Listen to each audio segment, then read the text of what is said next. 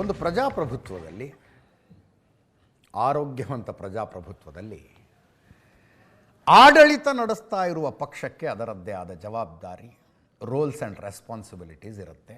ಹಾಗೆ ವಿರೋಧ ಪಕ್ಷಕ್ಕೂ ಅದರದ್ದೇ ಆದ ಜವಾಬ್ದಾರಿ, ರೋಲ್ಸ್ ಆ್ಯಂಡ್ ರೆಸ್ಪಾನ್ಸಿಬಿಲಿಟೀಸ್ ಇರುತ್ತೆ. ನೋಡಿ, ಕರ್ನಾಟಕದ ದೃಷ್ಟಿಕೋನದಲ್ಲಿ ಒಂದು ಆಡಳಿತಾತ್ಮಕವಾಗಿ ನೋಡೋಣ. ರಾಜ್ಯದಲ್ಲಿ ಬರಗಾಲ ಇದೆ,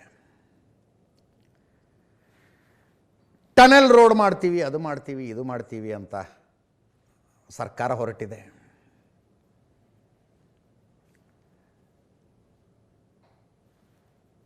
ಪರಿಷ್ಕರಣೆ, SIR ಪರಿಷ್ಕರಣೆ ರಾಜ್ಯದಲ್ಲಿ ನಡೀತಾ ಇದೆ.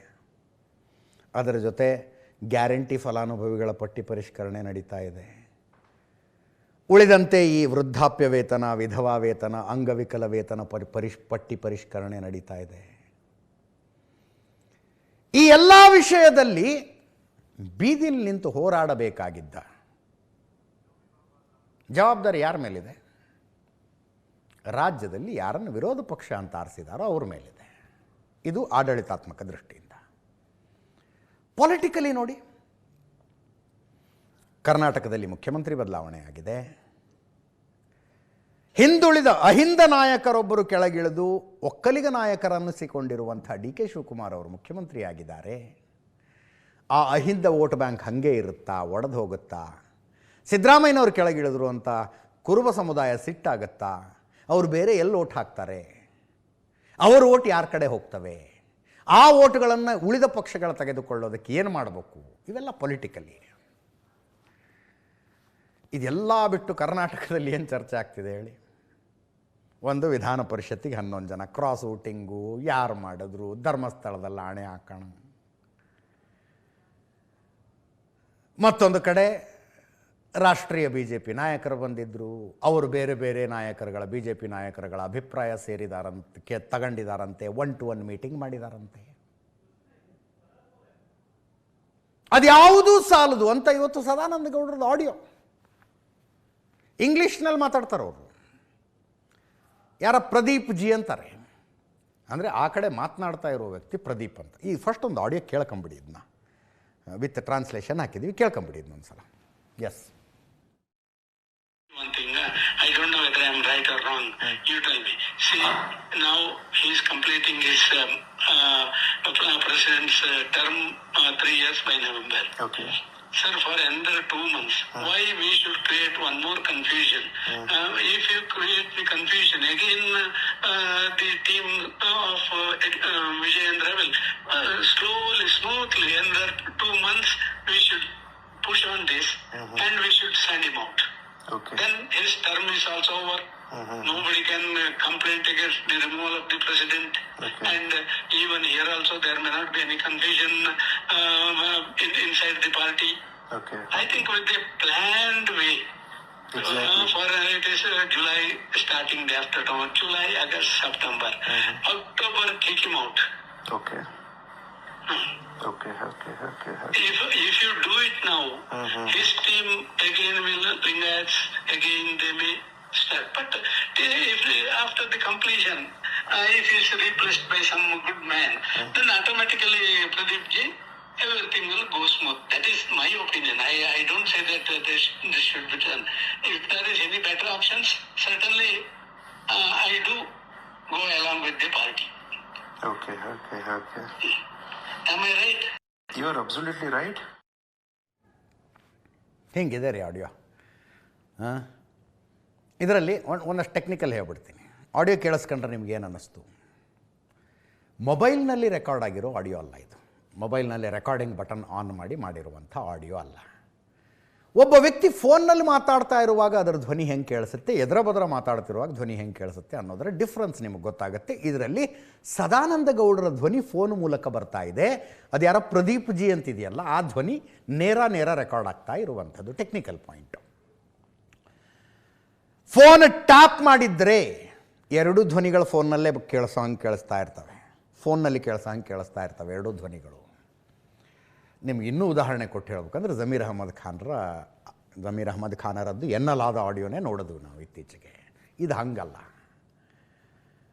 ಇದು ಹೆಂಗಾಗಿದೆ ಅಂದರೆ, ಸದಾನಂದ ಗೌಡರು ಒಬ್ಬ ವ್ಯಕ್ತಿ ಜೊತೆಗೆ ಫೋನಲ್ಲಿ ಮಾತಾಡ್ತಾ ಇದ್ದಾರೆ. ಆ ವ್ಯಕ್ತಿ ತನ್ನ ಫೋನಿನ ಸ್ಪೀಕರ್ ಆನ್ ಮಾಡಿದ್ದಾರೆ. ಪಕ್ಕದಲ್ಲಿ ಇನ್ನೊಂದು ಫೋನ್ನಲ್ಲಿ ಆಡಿಯೋ ರೆಕಾರ್ಡಿಂಗ್ ಆನ್ ಆಗಿದೆ. ಹಂಗೆ ರೆಕಾರ್ಡ್ ಆಗಿರೋದು ಇದು.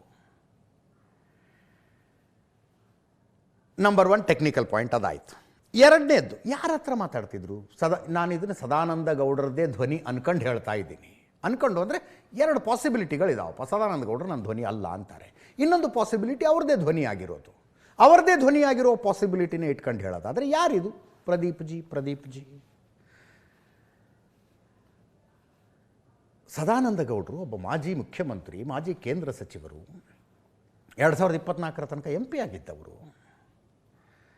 ಅವರಿಗೆ ರಾಜ್ಯದ BJPಯ ವಿದ್ಯಮಾನಗಳ ಬಗ್ಗೆ ತಮ್ಮ ಅಭಿಪ್ರಾಯವನ್ನು ವ್ಯಕ್ತಪಡಿಸಬೇಕು ಅಂದರೆ ರಾಷ್ಟ್ರೀಯ ಅಧ್ಯಕ್ಷರದ್ದೋ ಅಥವಾ ಸಂಘಟನೆಯಲ್ಲಿ ದೊಡ್ಡ ಸ್ಥಾನದಲ್ಲಿರುವವರದ್ದು ನೇರವಾಗಿ ಅಪಾಯಿಂಟ್ಮೆಂಟ್ ತಗೊಂಡು ಹೋಗಿ ಭೇಟಿ ಆಗೋದಕ್ಕೆ ಏನು ದೊಡ್ಡ ವಿಷಯ ಅಲ್ಲ. ಹೋಗಿ ಭೇಟಿಯಾಗಿ ಮಾತಾಡೋ, ಹಿಂಗೆ ಮಾಡಿ ಹಿಂಗೆ ಮಾಡಬೇಡಿ ಅಂತ ಹೇಳಬಹುದು. ಆಡಿಯೋ ಬಂದಾಗಿಂದನೂ ತಲೆ ಕೆಡಿಸ್ಕೊತಾ ಇರೋದು ನಾವು, ಯಾರೀ ಪ್ರದೀಪ್ ಜಿ ಅಂತ. ಎಲ್ಲಿದ್ದಾರೆ ಪ್ರದೀಪ್ ಅನ್ನುವಂಥವ್ರು? ಏನು ಅಮಿತ್ ಶಾ ಆಫೀಸ್ನಲ್ಲಿದ್ದಾರಾ? ಮೋದಿ ಆಫೀಸ್ನಲ್ಲಿದ್ದಾರಾ? JP ನಡ್ಡಾ ಆಫೀಸ್ನಲ್ಲಿದ್ದರಾ? ನಿತಿನ್ ನಬೀನ್ ಆಫೀಸ್ನಲ್ಲಿದ್ದಾರಾ? ತಲೆ ಕೆಡಿಸ್ಕೊತಾ ಇದ್ದೀವಿ ನಾವು. ನೋಡಿದ್ರೆ he looks like a fraud. ಇದುವರೆಗೂ ಬಂದಿರುವ ಮಾಹಿತಿಯ ಪ್ರಕಾರ ಆತ ಕರ್ನಾಟಕದವನು. ರಾಜಕೀಯದಲ್ಲಿ ಇಂಥವ್ರು ಭಾಳ ಜನ ಸಿಗ್ತಾರೆ, ಓಡಾಡ್ತಿರ್ತಾರೆ ಅವರು. ನನಗೆ ಮೋದಿ ಕ್ಲೋಸು, ಅಮಿತ್ ಶಾ ಕ್ಲೋಸು, ರಾಷ್ಟ್ರೀಯ ಅಧ್ಯಕ್ಷರು ಕ್ಲೋಸು. ಅಯ್ಯೋ, ನೆನ್ನೆ ರಾತ್ರಿ ಊಟ ಸೆಂಟ್ರಲ್ ಮಿನಿಸ್ಟರ್ ಜೊತೆಗೆ ಮಾಡಿದೆ. ಅವರ ಮೊಮ್ಮಗನ ಉಪನಯನಕ್ಕೆ ನನ್ನನ್ನು ಕರೆದಿದ್ರು, ನೀನು ಬರದೆ ಉಪನಯನನೇ ಮಾಡೋದಿಲ್ಲ ಅಂದಿದ್ರು, ಮೊನ್ನೆ ಅಲ್ಲಿ ಹೋಗಿದ್ದೆ. ಇಂಥವೇ ಮಾತಾಡ್ಕೊಂಡು ಓಡಾಡ್ತಿರುವಂಥದ್ದು ಒಂದು ಗುಂಪಿದೆ. ಅವರು ಕೆಲವ್ರ ಹತ್ರ ಟಿಕೆಟ್ ಕೊಡಿಸ್ತೀವಿ, ಅದು ಮಾಡ್ತೀವಿ, ಇದು ಮಾಡ್ತೀವಿ ಅಂತ ದುಡಿಸ್ಕೊತಾರೆ. ಈ ದುಡ್ಡು ಕೊಟ್ಟವ್ರಿಗೆ ಹೇಳಕ್ಕೂ ಬಾರ್ದು, ತಾಳಕ್ಕೂ ಬಾರ್ದು, ಮುಳುಗುಪಟ ಆಗುತ್ತದು. ಅಂಥವ್ರು ಇರ್ತಾರೆ. ಈ ಪ್ರದೀಪ್ ಅನ್ನುವ ವ್ಯಕ್ತಿನೂ ಹಾಗೆ ಅಂತ ಮಾಹಿತಿ. ಆ ಪ್ರದೀಪ್ ಅನ್ನುವ ವ್ಯಕ್ತಿ ಫೋನ್ ಮಾಡಿದ್ರೆ ಯಾರು ಇಂಥದ್ದು ಮಾತಾಡ್ತಾರ. ಈ ಮಾತು ನಾವು ಆಡ್ತೀವಪ್ಪ. ನಾವೊಂದೇನೋ ಮಾತು ಹೇಳ್ಬೇಕು ಯಾರ್ದೋ ಬಗ್ಗೆ. ನಮ್ಮ ಎದುರಿಗೆ ಕುಳಿತಿರುವ ವ್ಯಕ್ತಿ ಇದನ್ನು ತಗೊಂಡು ಹೋಗಿ ಅವ್ರಿಗೆ ಹೇಳ್ತಾನೆ ಅನ್ನೋದು ಖಚಿತ ಇರುತ್ತೆ. ಹೇಳಲಿ ಅಂತಲೇ ಮಾತಾಡ್ತೀವಿ ನಾವು, ಗೊತ್ತಾಗಲಿ, ರೀಚ್ ಆಗಲಿ ಅಂತ. ಈತನ ಎದುರಿಗೆ ಮಾತಾಡಿದ್ರೆ ಯಾವ ವ್ಯಕ್ತಿಯ ಬಗ್ಗೆ ಮಾತಾಡ್ತೀವೋ ಆ ವ್ಯಕ್ತಿಗೆ ತಿಳಿಯತ್ತಿದು, ಗೊತ್ತಾಗಲಿ ಅಂತ ಮಾತಾಡ್ತೀವಿ. ಇನ್ನು ಕೆಲವು ಸಲ ನನ್ನ ಎದುರಿಗೆ ಕುಳಿತಿರುವ ವ್ಯಕ್ತಿ ಇದನ್ನು ತಗೊಂಡೋಗಿ ಆತನಿಗೆ ಹೇಳಬಹುದಾ? ನಮ್ಮಲ್ಲೊಂದು ಸಂಶಯ ಇರುತ್ತೆ. ಆವಾಗ ಯಾವ ವಿಷಯ, ಯಾವ ಶಬ್ದ ಹೇಳಬೇಕು ಕರೆಕ್ಟಾಗಿ ಹೇಳಿ ಅಬ್ಸರ್ವ್ ಮಾಡ್ತಾ ಇರ್ತೀವಿ, ಅಲ್ಲಿ ತನಕ ರೀಚ್ ಆಯ್ತಾ ಅದು ಅಂತ. ಆವಾಗ ಈ ಮಧ್ಯದ ವ್ಯಕ್ತಿ ಸಸ್ಪಿಷಿಯಸ್ ಕ್ಯಾರೆಕ್ಟರು ಅಂತ ಅರ್ಥ. ಯಾರಿಗೆ ತಲುಪಬೇಕೋ ಅವರಿಗೆ ತಲುಪಿಸುವ ಉದ್ದೇಶ ಇಲ್ಲದೆ ಹೋದರೆ ಬಾಯಿಗೆ ಹೊಲಿಗೆ ಹಾಕೊಂಡು ಸುಮ್ಮನೆ ಇದ್ದು ಬಿಡ್ತೀವಿ. ಯಾವ ಮಾತುಗಳನ್ನು ಆಡಿರ್ತೀವೋ ಆ ಮಾತುಗಳನ್ನು ತಲುಪಿಸುವುದೇ ಉದ್ದೇಶ ಆಗಿರುತ್ತೆ. ಇಲ್ಲಿ ಹಂಗಿಲ್ಲ ಉದ್ದೇಶ. ಪೋಸ್ಟ್ ಮಾಡಿದ್ದು ಎಲ್ಲಿಗೋ, ಪೋಸ್ಟ್ ರೀಚ್ ಆಗಿದ್ದು ಎಲ್ಲಿಗೋ, ಹಂಗಾಗ್ಬಿಟ್ಟಿದೆ. ಸದಾನಂದ ಗೌಡರು ನನ್ನ ಧ್ವನಿನೇ ಅಲ್ಲ ಅಂತ ಕ್ಲಾರಿಫಿಕೇಶನ್ ಕೊಟ್ಟರು. ವಿಜಯೇಂದ್ರರ ಬಣದವ್ರಿಗೆ ಸಿಟ್ಟು ಬಂದಿದೆ. Kick him out in October ಅಂದರೆ ಏನು ಅರ್ಥ ಇದು? ರೇಣುಕಾಚಾರ್ಯ ಅವರು ಮಾತಾಡಿದ್ರು, ಯಡಿಯೂರಪ್ಪನವರ ತ್ಯಾಗದಿಂದ ಸದಾನಂದ ಗೌಡರು ಮುಖ್ಯಮಂತ್ರಿ ಆಗಿದ್ದು ಅಂತ. ಕೇಳಿಸ್ಕೊಳ್ಳಿ ಸದಾನಂದ ಗೌಡರ ಸ್ಪಷ್ಟೀಕರಣ, ರೇಣುಕಾಚಾರ್ಯರ ಆಕ್ರೋಶ. ಇಶ್ಯೂ ಇರುವಂಥದ್ದೇನು, ಯಾವುದೋ ಒಂದು ಆಡಿಯೋ ಬಂದಿದೆ, ಇದು ನಂದಲ್ಲ, ಆದ ಕಾರಣ ಕಮೆಂಟ್ಸ್ ಮಾಡಲ್ಲ ಅಂತ ನಾನು ಹೇಳಿದ್ದೀನಿ. ಸುವರ್ಣ TV ಅವರು ನನಗೆ ಫೋನ್ ಮಾಡಿ ಕೇಳಿದರು, ಏನು ಸರ್ ಅಂತೇಳಿ. ನಾನು ಅವರಿಗೆ ಎಕ್ಸ್ಪ್ಲೈನ್ ಮಾಡಿದೆ, ಹೀಗೆ ನಾನು ಇದರ ಬಗ್ಗೆ ಯಾವುದೇ ಕಮೆಂಟ್ಸ್ ಮಾಡಲ್ಲ. ಆದರೆ ನಾನು ನಿಮ್ಮಲ್ಲಿ ವಿನಂತಿ ಮಾಡಿಕೊಳ್ತಾ ಇದ್ದೇನೆ, ದಯವಿಟ್ಟು ತುಂಬ ಸಂಗತಿಗಳನ್ನು ಇನ್ವೆಸ್ಟಿಗೇಟ್ ಮಾಡಿ ಸಮಾಜಕ್ಕೆ ಸತ್ಯ ಸಂಗತಿಗಳನ್ನು ಕೊಡುವಂಥದ್ದನ್ನು ಮಾಡ್ತೀರಿ, ಅದನ್ನು ನೀವು ಮಾಡಬೇಕು ಅಂತ ಹೇಳುವಂಥ ವಿನಂತಿಯನ್ನು ಮಾಡ್ಕೊಂಡಿದ್ದಾರೆ. ಅವರು ಒಪ್ಕೊಂಡಿದ್ದಾರೆ. ನನಗೆ ಖುಷಿ ಆಯ್ತು ಅವ್ರ ಮೇಲೆ. ಇದರ ಬಗ್ಗೆ ಏನಾದರೂ ತನಿಖೆಗೆ ದೂರು ಕೊಡ್ತೀರಾ ಸರ್? ಪೊಲೀಸರಿಗೆ ದೂರು ಯಾಕೆ ಸರ್ ಕೊಡಬೇಕು? ನಂದಲ್ಲ, ದಿನ ನನಗೆ ಇದೇ ಕೆಲಸನಾ? ಇಲ್ಲದ್ರೆ ನಾನೊಬ್ಬ ಕಳ್ಳ ಆದರೆ ನಾನು ಬಾಗಿಲು ಹಾಕಿ ಸಾಯಂಕಾಲವರೆಗೆ ಇರ್ಬೋದು. ಇಲ್ಲ, ನಾನು ಇದರ ಬಗ್ಗೆ ಏನೂ ಮಾಡಲ್ಲ, ಏನೂ ಮಾಡೋಕ್ಕೆ ಹೋಗೋದಿಲ್ಲ, ಯಾರಲ್ಲಿ ಇದರ ಬಗ್ಗೆ ಮಾತಾಡೋದಿಲ್ಲ. ನನ್ನ ರಾಷ್ಟ್ರೀಯ ನಾಯಕರು ನನ್ನಲ್ಲಿ ಕೇಳಿದರೆ ಮಾತ್ರ ಉತ್ತರ ಕೊಡ್ತೇನೆ. ಇನ್ನು ಮುಂದೆ ಈ ರೀತಿ ವಿಜಯೇಂದ್ರ ಬಗ್ಗೆ ಹಗುರವಾಗಿ ಮಾತಾಡಿದ್ರೆ, ಅವ್ರು ಉಳಿಸೋಕ್ಕೆ ಷಡ್ಯಂತ್ರ ಮಾಡಿದ್ರೆ ನಾವು ಸಹಿಸಲ್ಲ. ವಿಜಯೇಂದ್ರವರು ಯಡಿಯೂರಪ್ಪನವ್ರ ಮಗ ಅಂತ ಮಾಡಿ ವಿಜಯೇಂದ್ರ ಮಾಡಿದ್ದು ಯಡಿಯೂರಪ್ಪನ, ರಾಜ್ಯದ ಅಧ್ಯಕ್ಷ ಮಾಡಿದ್ದು ಕೇಂದ್ರದ ನರೇಂದ್ರ ಮೋದಿ, ಅಮಿತ್ ಶಾ, ಅಂದಿನ ನಮ್ಮ ರಾಷ್ಟ್ರೀಯ ಅಧ್ಯಕ್ಷ JP ನಡ್ಡಾರವರು, ಯಡಿಯೂರಪ್ಪನವರು ಭಾರತೀಯ ಜನತಾ ಪಾರ್ಟಿಯನ್ನು ಕಟ್ಟಿ ಬೆಳೆಸಿದರು. ಬಹುಶಃ ಯಡಿಯೂರಪ್ಪನವರು ಕರ್ನಾಟಕದಲ್ಲಿ ಭಾರತೀಯ ಜನತಾ ಪಾರ್ಟಿ ಕಟ್ಟಿ ಬೆಳೆಸ್ತಾ ಇದ್ದರೆ ಯಾರ್ಯಾರು ಮಾತಾಡ್ತಾರಲ್ಲ ಅವ್ರು ಯಾರೂ ಅಧಿಕಾರ ಇವತ್ತಿರ್ತಾರಲ್ಲ. ಗಟ್ಟಿಯಾಗಿ ಹೇಳ್ತೀನಿ, ವಿಜೇಂದ್ರ ಯಾರು ಬದಲಾವಣೆ ಮಾಡ್ಬೇಕಂತ ಹೇಳ್ತಾರ, ಒಳಸಂಚು ಬಹಿರಂಗವಾಗಿ ನಿಮಗೆ ತಾಕತ್ತಿದ್ರೆ ವಿಜೇಂದ್ರ ಬದಲಾವಣೆ ಮಾಡಿರಿ ಅಂತ ಹೇಳ್ಬಿಡ್ರಿ, ಯಡಿಯೂರಪ್ಪನವ್ರ ಅವಶ್ಯಕತೆ ಇಲ್ಲ ಅಂತ ಹೇಳ್ಬಿಡ್ರಿ. BJPಗೆ ನಾನು ಸವಾಲಾಗ್ತೀನಿ ಅಂತರಿಗೆ. ಯಡಿಯೂರಪ್ಪನವರು ಕಟ್ಟಿದ ಪಾರ್ಟಿಯಲ್ಲಿ ಯಡಿಯೂರಪ್ಪನವರು ಅಧಿಕಾರ ಮುಖ್ಯಮಂತ್ರಿಯಾಗಿ ಇವರಿಗೆಲ್ಲ ತ್ಯಾಗ ಮಾಡಿದರು. ಯಡಿಯೂರಪ್ಪನವ್ರು ತ್ಯಾಗ ಮಾಡಿದ್ದಾನೆ, ಇವರೆಲ್ಲ ಮುಖ್ಯಮಂತ್ರಿ ಆಗ್ತಿದ್ರು, ಇವರೆಲ್ಲ ಕೆಲವರೆಲ್ಲ ಮಂತ್ರಿಗಳು ಆಗ್ತಿದ್ರ. ಇದಕ್ಕೆ ಯಡಿಯೂರಪ್ಪನವರೇ ಕಾರಣ. ಎಲ್ಲ ಇತಿಹಾಸ, ರಾಜಕೀಯ ಇತಿಹಾಸ ಗೊತ್ತಿರುವಂಥದ್ದೇ. ಇದೊಂದು ಹಿಂಗಾಯ್ತಾ. ಇನ್ನೊಂದು ಕಡೆ ಇದೇ ಸದಾನಂದ ಗೌಡರು versus Yelahanka MLA SR Vishwanath ಹತ್ಕೊಂಡಿದೆ. ಕೆಂಪೇಗೌಡ ಜಯಂತಿಗೆ ಸಂಬಂಧಿಸಿದಂತೆ SR ವಿಶ್ವನಾಥ್ ಯಲಹಂಕದ ಶಾಸಕರು, ಯಲಹಂಕದಲ್ಲಿ ನಡೆದಂಥ ಒಂದು ಕೆಂಪೇಗೌಡ ಜಯಂತಿಗೆ ಸದಾನಂದ ಗೌಡರು ಹೋಗಿದ್ದಾರೆ. ಅದೇ ವೇದಿಕೆಯ ಮೇಲೆ ಮುಖ್ಯಮಂತ್ರಿಗಳಿದ್ದರು, DK ಶಿವಕುಮಾರ್ ಅವರಿದ್ದರು. ಕಾಂಗ್ರೆಸ್ನವರು ಆಯೋಜಿಸಿದ ಕೆಂಪೇಗೌಡ ಜಯಂತಿ ಅಂತ SR ವಿಶ್ವನಾಥ್ ಅವರು ಹೇಳೋದು. ನಾನು 3 ಸಲ ಚೆಕ್ ಮಾಡಿದೆ, ಹಂಗೆ ಅಲ್ಲ, ಅದು ಅಲ್ಲ. SR ವಿಶ್ವನಾಥ್ ಅವರು ಸದಾನಂದ ಗೌಡರು ಮುಖ್ಯಮಂತ್ರಿ ಆಗಿದ್ದಾಗ ಅನೇಕ ಸಲ ಕಾರ್ಯಕ್ರಮಗಳಿಗೆ ಕರೆದ್ರೆ, SR ವಿಶ್ವನಾಥ್ ಅವರು ಒಂದು ಕೆಂಪೇಗೌಡ ಜಯಂತಿ ಮಾಡ್ತಾರೆ, ಕರೆದ್ರಂತೆ, ಅವ್ರು ಬಂದಿಲ್ಲ, ಅಲ್ಲಿ ಹೋಗ್ತಾರಲ್ಲ ಇವರು ಅಂತ.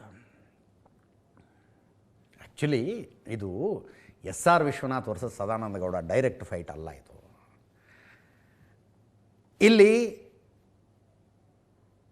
ಡಾಕ್ಟರ್ ಸುಧಾಕರ್ ಅವರ ನೆರಳು ಬಂದು ಹೋಗುತ್ತೆ.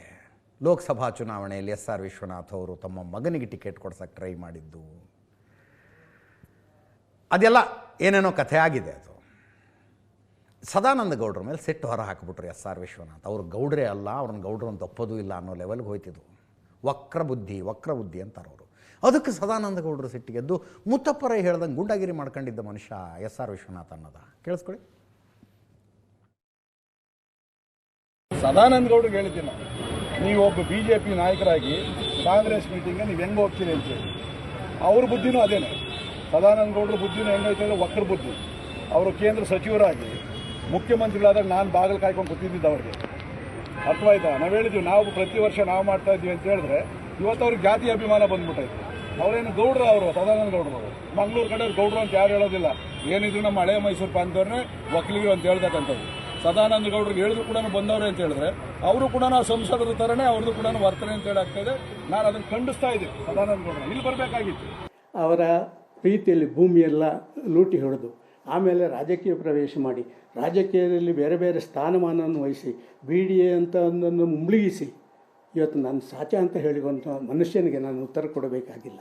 ನಾನು ಇದರ ಬಗ್ಗೆ ನಮ್ಮ ರಾಷ್ಟ್ರೀಯ ನಾಯಕರಿಗೆ ಬಾಕಿಯವರಿಗೆ ನಾನು ಹೇಳಲಿಕ್ಕಿದ್ದೇನೆ, ನೋಡೋಣ ಏನಾಗುತ್ತೆ ಅಂತ. ಈ ಕೆಂಪೇಗೌಡರ ಹೆಸರು ಹೇಳಿ ಎಲ್ಲ ಒಕ್ಕಲಿಗರ ಓಟ್ ತಗೊಂಡು ಅವರನ್ನೇ ಸಮಾಧಿ ಮಾಡಿ ಅವರ ಭೂಮಿಯನ್ನೆಲ್ಲ ಕೊಳ್ಳೆ ಹೊಡೆದು ಎಲ್ಲ ಅಧಿಕಾರ ಸ್ಥಾನಕ್ಕೇರಿ ಈ ರೀತಿ ಕೆಂಪೇಗೌಡರ ಕಾರ್ಯಕ್ರಮಕ್ಕೆ ಹೋಗುವುದಕ್ಕೆ ಅವರು ಹೇಳಿದಂಥ ಮಾತು ಆ ಕೆಂಪೇಗೌಡರಿಗೆ ಮಾಡಿದಂಥ ಅಪಮಾನ.